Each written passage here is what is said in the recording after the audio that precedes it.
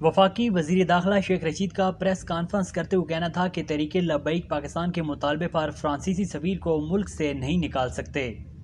وزیر داخلہ نے مزید کہا کہ اس ملک میں جمہوری سیاسی آزادی ہے، ختم نبوت کا مجھ سے بڑا کوئی سپاہی نہیں۔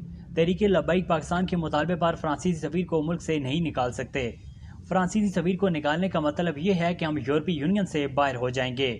ٹی ایل پی ہو یا پی ڈی ایم، قانون کو اگر ہاتھ میں نہ لیا تو اسے کچھ نہیں کہیں گے، اور اگر کسی نے قانون ہاتھ میں لیا تو قانون بھی اسے ہاتھ میں لے گا۔ ملک کو اس وقت فیٹ اپ سمیت دیگر مسائل لاحق ہیں، تمام مسائل پر قابو پائیں گے۔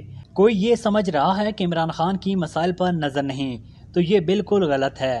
عمران خان کی تمام صورتحال پر نظر ہے۔ کوشش یہی ہے کہ ہم اپنے مقاصد کو حاصل کریں گے۔ شیخ رشید کا کہنا تھا کہ انتخابات آتے ہی بہت سے نئے اتحاد سامنے آئیں گے۔ نون لیگ 2 حصوں میں تقسیم ہے اور الیکشن سے پہلے تیسری نون لیگ بھی وجود میں آنے کی توقع ہے۔ امریکی ناظم الامور کو بھی پتہ ہے کہ نون اور شین 2 الگ الگ جماعتیں ہیں۔ دوسری جانب تحریک لبیک پاکستان کے دھرنے کے معاملے پر وفاقی وزیر داخلہ شیخ رشید کی سیکیورٹی میں غیر معمولی اضافہ کر دیا گیا۔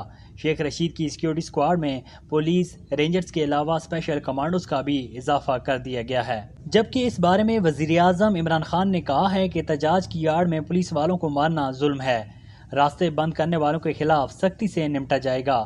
ذرائع کے مطابق وزیر اعظم عمران خان کی زیر صدارت وفاقی کابینہ کے اجلاس میں فیصلہ کیا گیا ہے کہ مظاہرین کو اسلام آباد کسی صورت میں نہیں آنے دیا جائے گا۔